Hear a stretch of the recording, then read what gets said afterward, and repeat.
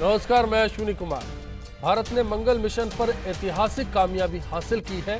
ऐसे में आज हम भारत और चीन के रिश्तों पर, बल्कि यूं कहें कि चीन की आदतों पर बात करने जा रहे हैं। हमारी कोशिश है कि मंगल विजय के दिन हम देश की सबसे बड़ी परेशानी पर पहले बात करें। ये जानने की कोशिश होगी आज कि क्यों चीन बार बार चालबाजियां करता है, क्यों भारत का रुख हर बार इंतजार करने वाला होता है, क्या वजह है कि चीन की गुस्ताखियों पर गुस्ताखियां करने के बावजूद हम चुप रहते हैं। बार बार धोखा खाने के बावजूद क्या विदेशी नीति का तकाजा कहता है कि हम चीन की ओर दोस्ती की निगाह से देखते हैं। राजनीतिक मायनों के साथ ही दोनों देशों के रिश्तों और रक्षा नीतियों पर आज बात होगी। खास मेहमानों के साथ आपकी राय को लेकर जारी रहेगा बिग फाइट लाइव।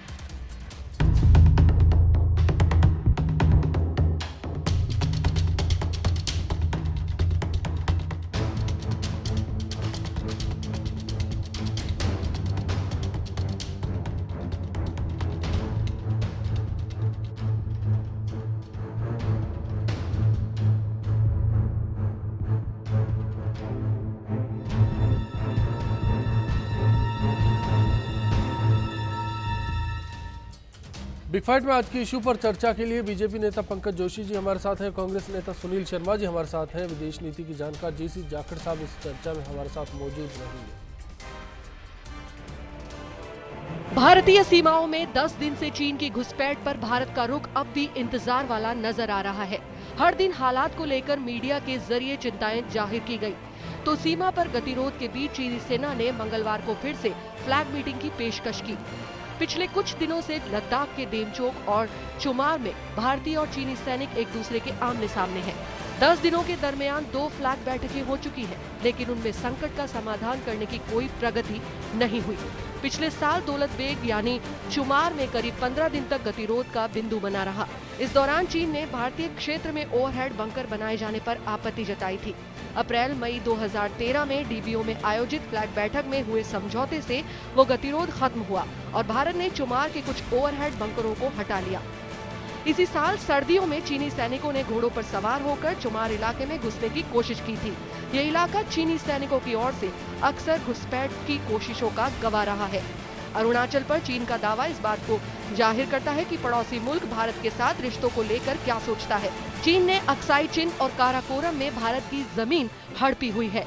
विदेश मंत्री रहते हुए प्रणब मुखर्जी ने UPA के दौरान माना था कि चीन भारत की 90,000 वर्ग किलोमीटर भूमि पर कब्जा जताता है। अक्साई चिन में चीन पहले से ही भारत के 38,000 वर्ग किलोमीटर हिस्से पर कब्जा किए हुए है। पाकिस्तान की ओर से अवैध रूप से हड़पे गए कश्मीर से भी 5,180 वर्ग किलोमीटर जमीन चीन उपहार में ले चुका है। चीन और भारत के बीच सीमा समस्या भी लंबे अरसे से अनसुलझी रही है।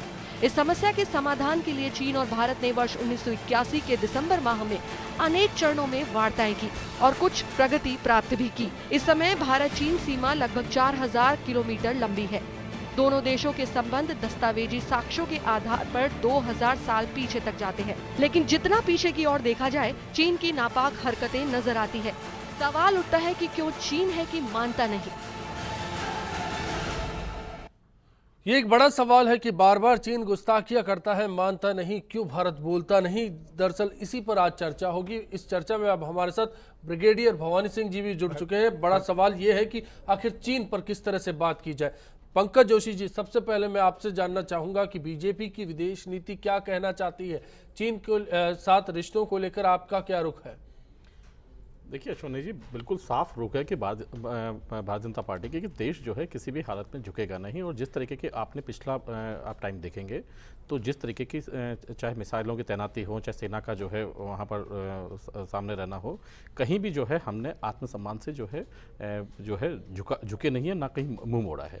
और जहाँ तक ये बात है कि किस किस चीज़ के लिए जब तक वो आए, एक ये जो विवाद था, जब अभी चीन के जो राष्ट्रपति आए तो उनसे बहुत साफ शब्दों में कहा गया कि भाई इसका जो कारण है ये जल्दी जो है ख़त्म होने चाहिए। लेकिन कहीं ना कहीं जो सीमा की जो सीमा विवाद है, जो उसकी जो लाइन है, उसकी जो परेशानियां हैं वो कहीं ना कहीं अभी पंकज जी, जिस दौरान शी जिनपिंग भारत में थे उसी दौरान घुसपैठ शुरू हो गई थी। आपको नहीं लगता कि तत्काल मोदी को इस बारे में बात करनी चाहिए थी उनसे?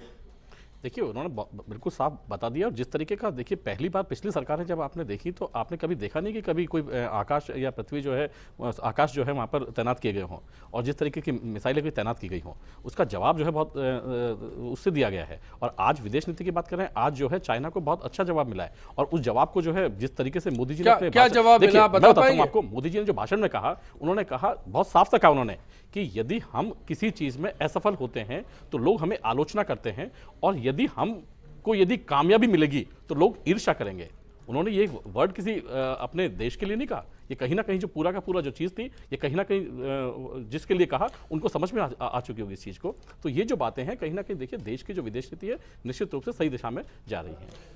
सुनील जी, मैं अब आपका रुख करूंगा, आपसे जानना चाहूंगा, क्या आपको लगता है कि यूपीए की तुलना में तत्कालीन सरकार विदेश नीति पर बेहतर काम कर रही है? देखिए, अगर आप इस सरकार की विदेश नीति की बात करें तो पूरे देश ने 4 दिन विदेश नीति को पूरी तरह विफल होते हुए देखा है। खुद सरकार के इन्वेस्टमेंट प्लान्स जो थे, जो गुजरात में इन्होंने जाहिर किए, उसके अंदर इनको यही होश नहीं है कि कौन सा भूमि हमारी और कौन सी चीन के दावे हैं। जो इन्होंने जो नक्शे पेश किए कॉमन एग्रीमेंट्स के, उनके अंदर पूरे के पूरे अरुणाचल प्रदेश को इन्होंने चीन की भूमि दिखा दी। इन्होंने पूरा अक्साई जो चीन है उसको भी चीन का दिखा दिया। जिस सरकार को यही होश नहीं है, जहाँ इस लेवल पे प्रिपरेशन नहीं है, तो उसके बारे में क्या बात की जाए। रही बात अब जो पिछले 4-5 दिन जो घटना चक्र चला, मैं आपको थोड़ा सा पीछे भी ले जाना चाहूंगा जी।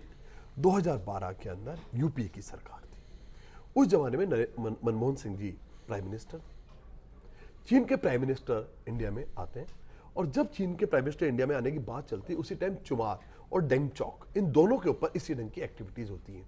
भारत सरकार स्पष्ट एक बात कहती है कि आप दो में से एक काम कर लिए, या तो आप सीमा पे घुसपैठ कराइए और या विजिट कीजिए, अदरवाइज विजिट कैंसिल कीजिए। विजिट कैंसिलेशन की बात आ जाती है जब चीनी सरकार बिल्कुल इस बारे में डिटरमिन्ड हो जाती है कि वो इस ढंग की कोई एक्टिविटी नहीं करती है, करेगी, तभी केवल चीन के प्रधानमंत्री को आने की परमिशन मिलती है। तो ये एक स्पष्ट एक विदेश नीति होती है, ये एक स्पष्ट एक आपका अकीदा होता है, एक सिद्धांत होता है कि आप दो में से एक काम करिए। आपको लगता है कि यूपीए 2 के दौरान हू जिनताओ जब आए तब बेहतर काम हुआ? बिल्कुल निस्संदेह। मैं आपको यही निवेदन करना चाह रहा हूं कि बिल्कुल ये स्पष्ट कहा गया कि आप यात्रा कैंसिल कर दीजिए, और एक सच्ची बात तो ये यात्रा कैंसिलेशन के लेवल के ऊपर बात पहुंच गई जी। अब बात है कि चीन की अगर बात करें तो निस्संदेह इसमें कोई शक नहीं, चीन की नीतियां बहुत विस्तारवादी नीतियां हैं, और चीन को अंडरस्टैंड करने के लिए हमें बिल्कुल पूरी दुनिया यही बोलती है कि आखिर चीन चाहता क्या है, पूरे एशिया पर वर्चस्व या फिर अमेरिका को नीचा साबित करना। मैं आपको भी बात निवेदन करना चाहता हूं, चीन के जो सीमा विवाद हैं, वो रूस से भी उनके सीमा विवाद रहे, उनके जापान से भी उनके सीमा विवाद रहे, वियतनाम से भी उनके सीमा विवाद है, उनके ऑलमोस्ट अपने सभी पड़ोसियों से सीमा विवाद है। अब ऐसी सिचुएशन के अंदर आप अगर एक स्ट्रॉन्ग पॉलिसी अडॉप्ट करते हैं तो एक अलग चीज है, अदरवाइज आप एक चीन के शिकार हो जाएंगे, जैसे कि वो उन्होंने इस यात्रा में भी किया कि हमारे यहां आने से पहले वो श्रीलंका गए।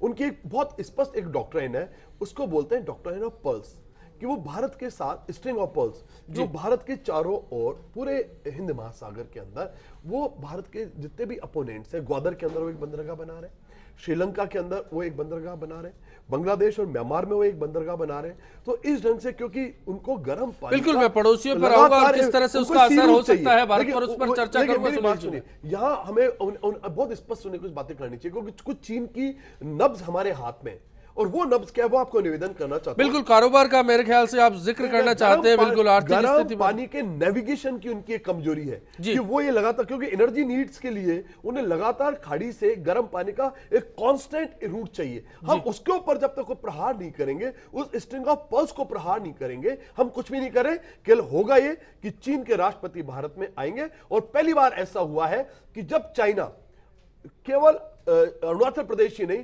अक्साई चीन के मामले में भी खुद भारत में रहकर जिनपिंग इसका अंतरराष्ट्रीयकरण करने में जिस ढंग से कामयाब हुए, और हम बिल्कुल मैं लौटूंगा इसी मुद्दे को लेकर, फिर से मैं आपके पास लौटूंगा। बीकानेर से कॉलर हमारे साथ है जाकिर साहब, बताएं आपका क्या कहना है?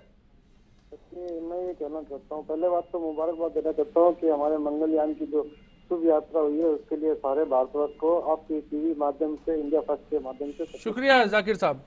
अब दूसरी बात ये है सर कि हमारे पड़ोसी मुल्क बार बार ये आके और हमारे ऊपर चढ़ाई करते हैं या जो घुसपैठ करते हैं, तो हमारे पास मतलब प्रधानमंत्री जी हैं या हमारे सैनिक है जो वो हमें जवाब देते, तो हम उनका जवाब क्यों नहीं देते? सिर्फ ये वार्ता से ये खत्म नहीं होने वाली सर।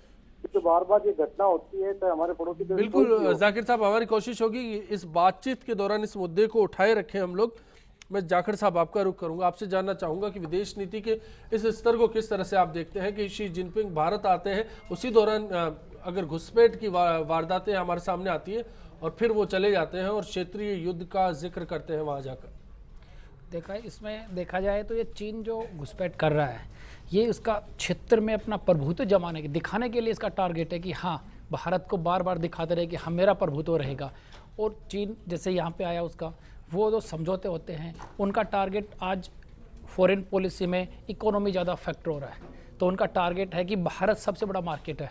आज भारत और चीन दोनों के मध्य सबसे ज़्यादा व्यापार होता है, 95 अरब रुपए का और डॉलर का हो रहा है। तो कहने का मतलब चीन का सिर्फ टारगेट ये है कि दिखाता रहे। बड़ी थ्रेट तो है नहीं चीन के साथ भारत की कि बड़ा युद्ध की संभावना, क्योंकि परमाणु संपन्न भारत भी है। देखिए, और वो भी है। 1962 का अगर जिक्र किया जाए, उसके बाद से लगातार चीन उकसाने के काम करता रहता है। आपको नहीं लगता कि ये कहीं ना कहीं डिस्टर्बेंस क्रिएट करते हैं? अंतर्राष्ट्रीय मंच पर जब बातचीत होती है, दोनों देशों के बीच दोस्ती की बात होती है, वहां जाकर वो अरुणाचल की सीमा का मसला उठा लेता है, दूसरे सीमा विवाद लेकर आ जाता है। इसके पीछे सिर्फ चीन का अगर देखें फॉरेन आज पॉलिसी 90,000 वर्ग किलोमीटर की जमीन चाइना के पास है भारत की। चीन का अगर फॉरेन पॉलिसी में देखें तो देखो, सबसे पहले राष्ट्रहित सबसे सर्वोपरि होता है। और चीन का सिर्फ डिटरेंस है, क्योंकि उसको लग रहा है कि भारत एक पावर उभर रहा है एशिया में, तो वो नहीं चाहता कि भारत इससे निकले। इसीलिए तो वो पर चारों तरफ इंडिया को घेरने की कोशिश कर रहा है हिंद महासागर में। उसका टारगेट ये है कि भारत को कैसे दबाया जाए। इसलिए अब पाकिस्तान के साथ आ रहा है वो उधर, उसका एक यही है कि एशिया में डिटेंस रखा जाए, भारत को दबा के रखा जाए। जी, शौकत अली जी हमारे साथ डीडवाड़ा से जुड़े हैं फोन लाइन पर, बताएं आपका क्या कहना है? मेरा सवाल ये है कि जो भी आप पड़ोसी देश आते हैं हमारे देश में काके चले जाते हैं, फिर वही उन जी, मेरा कहना मतलब ये है कि जो भी ये चीन आप हरकतें करता है, बातों से मानने वाले पहले ही हैं और लातों से मानने वाले हैं हमारे नेताओं को। बिल्कुल, मैं कोशिश करूंगा। हमारे साथ ब्रिगेडियर भगवान सिंह जी इस चर्चा में बने हुए हैं, हम उनका रुख करते हैं। भगवान सिंह जी, जैसा कि लोगों की उम्मीद होती है, खासतौर पर डिफेंस के इस रूट पर आकर, कि फौज एक बड़ा प्रेशर क्रिएट कर सकती है, खासतौर पर मानसिक दबाव, लेकिन ऐसी स्थितियों में आपको क्या लगता है कि फौज पर खुद दबाव क्रिएट हो जाता है? देखिए, फौज वाकई यदि डिप्लोमेसी है वो दो चीज़ों पे निर्भर करती है। आज के वक्त इकोनॉमी ज़्यादा हावी है, दूसरा आपका मिलिट्री पावर जी। ये दो ही चीज़ ऐसी हैं जो आपको डिप्लोमेसी में मदद करती हैं ना। पहले केवल मिलिट्री पावर था, इकोनॉमी इतनी कंसिडरेशन में नहीं थी। तो इसलिए हमें देखना चाहिए कि हमारी चाइना के साथ यदि कोई स्ट्रगल है तो हम कहाँ खड़े होते हैं, वो कहाँ हैं। आज देखा जाए तो हम उनसे बहुत कमज़ोर हैं, चाहे मिलिट्री हो, चाहे मिलिट्रीली हो, चाहे इकोनॉमिकली हो। तो ये फैक्ट हमको ध्यान में रखना चाहिए। मैं आपसे ये समझने की कोशिश करना चाह रहा हूँ कि चुनार की अगर बात की जाए, वहाँ 1000 चीनी सैनिक आते हैं, 100 भारतीय सैनिक वहाँ पर पहरेदारी करते हैं और वो रोक नहीं पाते, उसको लेकर कोई कार्रवाई नहीं होती, उनको पीछे धकेला नहीं जाता। वो भारतीय सीमा में 5 किलोमीटर तक दाखिल हो जाते हैं। सड़कें, कुछ मजदूर आते हैं, दावा कर लेते हैं भारतीय सीमा में आके कि सड़कें बनाएंगे। नहीं, ऐसा है, उनकी सड़क को हमारी फौज ने रोक दिया। वो सड़कें बना रहे थे, उनको रोक दिया। वो चेपजी या क्या नाम है उस जगह का, जहाँ से आगे सड़क बना रहे थे चुमार तक, चुमार वैली में। देखिए, जहाँ तक हमारा फौज का ताल्लुक है, हम बहुत ही अच्छी जगह पे हैं, हम टेक्निकली वेरी साउंड, हम उनसे उनकी डोमिनेटिंग पोजीशन पे हैं हम।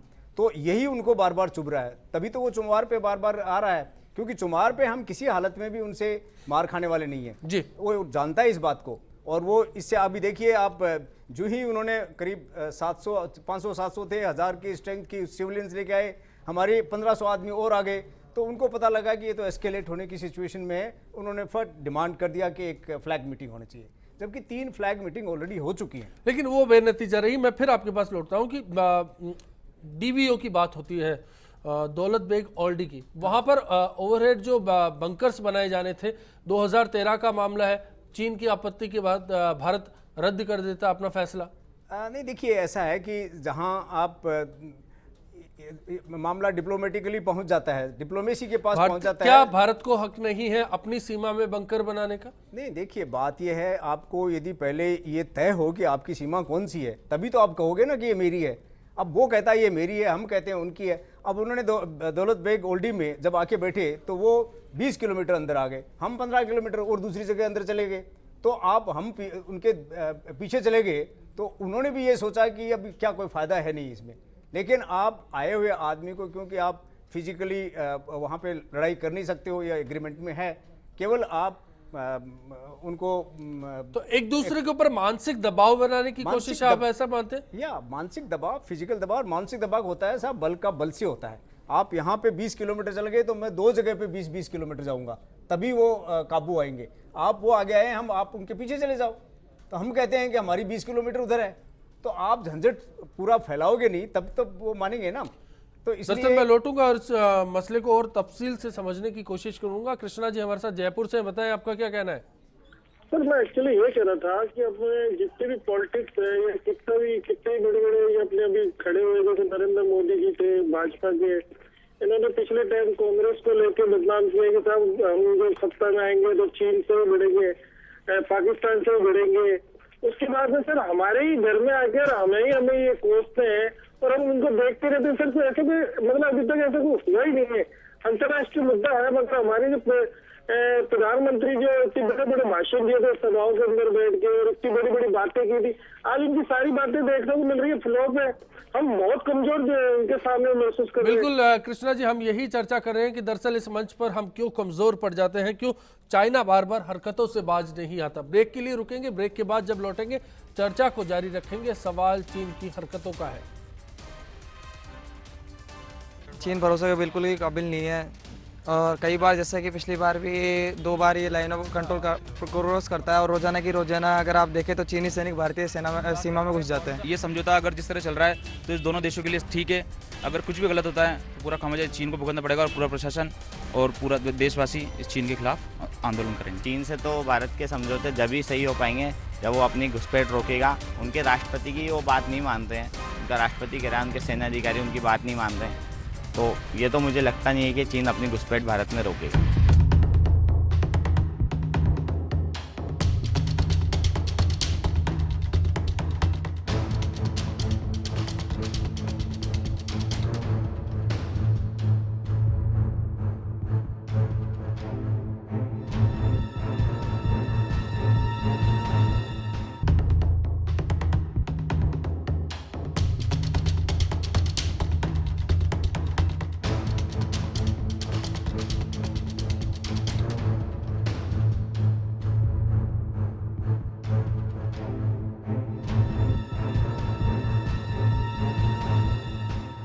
चीन के संबंध में ये कहना कि हमारे संबंध उनसे बेहतर होंगे या बेहतर हुए हैं, ये उचित नहीं होगा।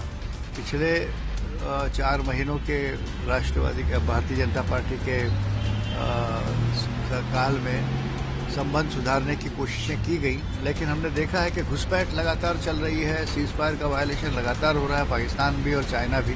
तो डिप्लोमेटिक पॉलिसीज़ हमारे देश की, हमारे प्रधानमंत्री की, हमारे विदेश मंत्रालय की या पीएमओ की कोई सफल है ये नहीं कहा जा सकता। और हमें अनावश्यक बहादुरी दिखाना नहीं चाहिए और चाइना को भी समझना चाहिए कि ये 1962 नहीं है, ये एक नया परिस्थिति है जहां हम भी एक शक्तिशाली देश हैं और हमारी जो नया पीढ़ी है वो लड़ने के लिए तैयार है। भारत ने पूरा तिब्बत हड़प लेने के बाद भी चीन को 62 का हमला सहा, तब से लेकर आज तक चीन ने कोई भी एक कमिटमेंट अपनी फुलफिल नहीं की है।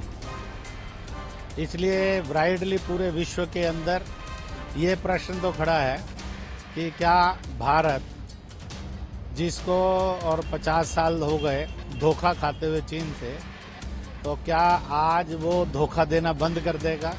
ये एक अहम प्रश्न खड़ा है। Well, I don't know, but obviously,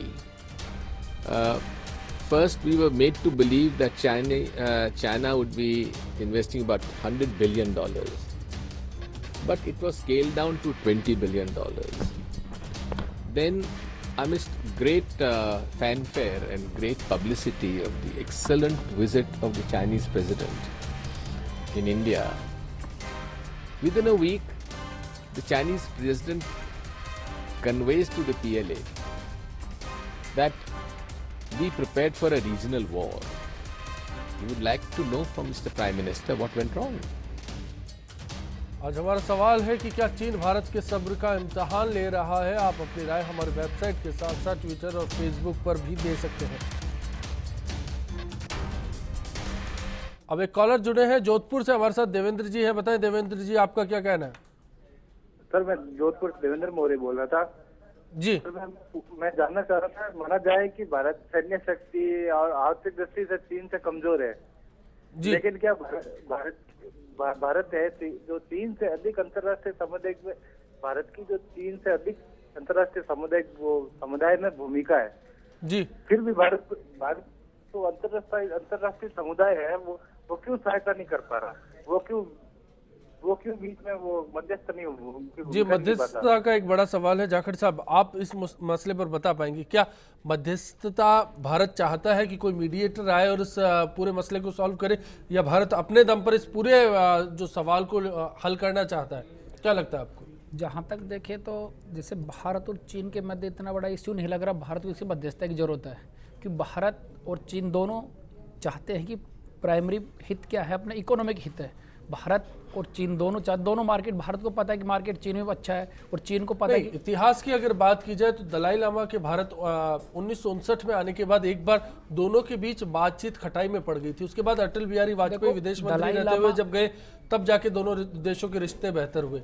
Dalai Lama Bharat आते हैं, यही गलतफहमी थी कि चीन को कि दलाई लामा जो भारत आए कि भारत इसको राजनीतिक व्यू देगा, लेकिन इसी गलतफहमी की वजह से चीन ने 1962 में भारत पर आक्रमण किया। लेकिन भारत की कभी ये पॉलिसी नहीं थी, भारत ने उसको यहाँ पे आया तो बैन था कि राजनीतिक प्रदर्शन नहीं कर सकते। वो फॉरेन पॉलिसी की बात करें तो भारत की हमेशा शांतिपूर्ण अस्तित्व की नीति रही है। कभी वो चीन के विरुद्ध दलाई लामा को कभी भी उसने भड़काया नहीं कि आप राजनीतिक व्यू दो। तो चीन की गलतफहमी मानी जाती है। चीनी भाई भाई का जो नारा था वो किस लिहाज से ताक पर रह गया, आज के परिप्रेक्ष्य में कैसा लगता है? ये इसलिए कि भारत और चीन, जब भारत और चीन दोनों, भारत 1947 में होता है, चीन जो वर्तमान रूप 1949 में आता है, जब माओ का इस पे आक्रमण वो माओ का जिस पे काबिज होता है इस पे। इसके बाद में चीन को लगा कि भारत और चीन दोनों बराबर चल रहे थे, लेकिन चीन को लगा कि वही बात उसकी नीति थी विस्तारवादी, तो उसको लगा कि आपको नहीं लगता कि इसी स्ट्रेटेजी के दम पर तिब्बत को आज हथिया लिया है चाइना ने? विस्तारवादी नीति है उसकी, और वो अगर इसी रुख पर कायम रहता है तो आने वाले दौर की बात की जाए तो अरुणाचल और जो लद्दाख के जिस विवादित क्षेत्र की हम बात करते हैं वो खतरे में पड़ जाएगा। खतरे में नहीं कह सकते। चीन सिर्फ अगर हम देखें तो चीन का टारगेट सिर्फ भारत को डिटेंस करना है। उसका टारगेट ये नहीं कि अरुणाचल प्रदेश को हड़पना है। वो हमेशा भारत को ये चाहता है कि दिखाना चाहता है कि हाँ मैं भी हूँ यहाँ पे, ये मत भूलना कि बड़ा भाई यहाँ मतलब यहाँ पे है। वो नहीं चाहता कि भारत एक मानसिक प्रेशर में लाना चाहता है, क्योंकि भारत उभरती हुई, क्योंकि भारत का जैसे अमेरिका के साथ कुछ रिलेशन हुए, भारत का जापान के साथ हुआ, तो वो चीन नहीं चाहता कि ये उभरे। इसको किस लिहाज से समझा जा सकता है, बात करेंगे। एचआर मेहरा साहब जोधपुर से हमारे साथ हैं, बताएं आपका क्या कहना है?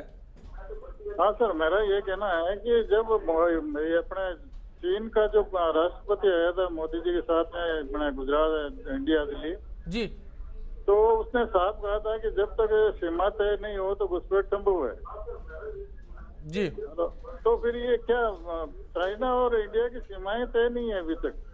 बिल्कुल, इसी को लेकर दरअसल विवाद है कि सीमाएं तय क्यों नहीं है। ब्रेक पर जब हम लौटे थे तो उसके पहले सुनील जी इस बात को लेकर चर्चा कर रहे थे। सुनील जी, इस बात को समझना चाहेंगे कि दरअसल विदेश नीति में इस सीमा के आकलन को किस तरह से लिया जा रहा है, खासतौर पर यूपीए के दौरान?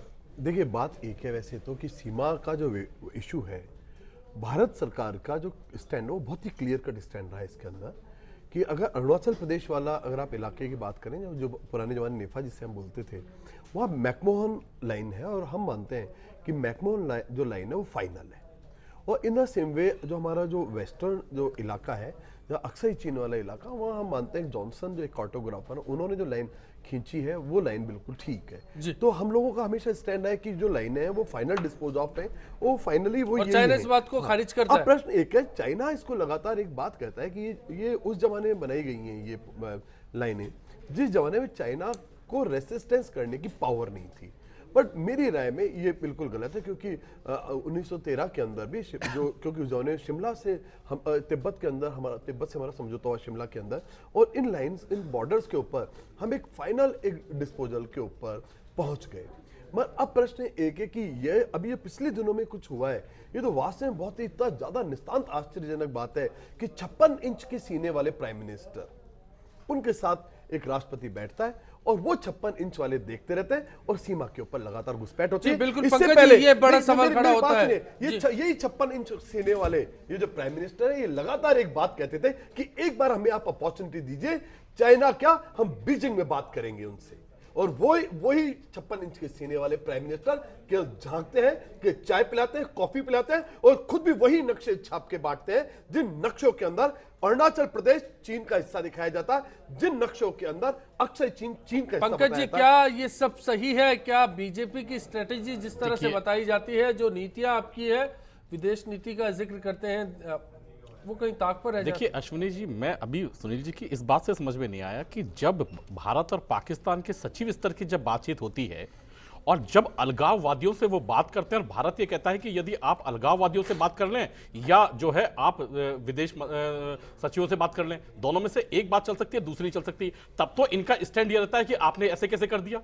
तब तो स्टैंड ये रहता है कि आपने जो है उन अलगाववादियों से बात करने में ऐसा क्या हो गया, हमने तो हमेशा अलगाववादियों से बात की है ना। ये क्या, ये दोहरा रवैया किस चीज का रवैया भाई?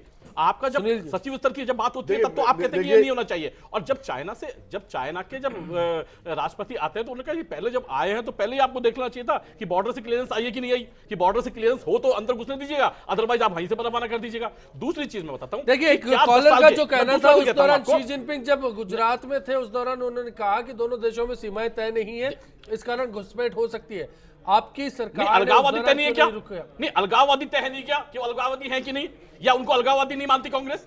पहली बात, अलगाववादी नहीं मानती क्या? या ये स्टेक होल्डर मानते हैं? नहीं, या फिर उन्होंने बात कही, ये बात फिर कही इन्होंने कि वो स्टेक होल्डर है, या उनको स्टेक होल्डर मानते हैं? पहले ये बात की जाए कि आपने जब पहले बात को कांग्रेस ने प्रश्न नहीं दिया, आपने तो कहा, कांग्रेस ने कभी आपने तो प्रवक्ता ने कहा भाई, आप पूछ लीजिए प्रवक्ता ने कहा कि नहीं था, बिल्कुल आपत्ति उठाई कि नहीं उठाई? गुलाम नबी आजाद ने आपत्ति उठाई कि नहीं उठाई? को कभी भी कांग्रेस ने प्रश्न नहीं दिया और कांग्रेस का पिछले 60 साल में लगातार एक स्टैंड है कि कश्मीर हमारा अभिन्न अंग है और इसके ऊपर कभी कोई अभिन्न तो अंग है, लेकिन उसका नहीं उसका जो है, नहीं उसका राजदूत जो है उनसे बात करेगा पहले। बात सुनिए, नहीं उनका राजदूत जो है उनसे बात करेगा। कांग्रेस वो पार्टी है ऐसा तो नहीं हो सकता, जिसने कश्मीर के ऊपर 3 लड़ाइयां लड़ी पाकिस्तान से और 3 बार पाकिस्तान को बिफिटिंग आंसर दिया हमने। नहीं, बिफिटिंग आंसर की बात हम लोग कश्मीर में कहा ले गए पंकज जी और सुनील जी, हम लोग देश की सेना ने लड़ी, ये देश ने लड़ाई लड़ी। देश नहीं, ये बात मत कीजिए कि हमने 3 लड़ी, हम कह रहे हैं देश ने लड़ी।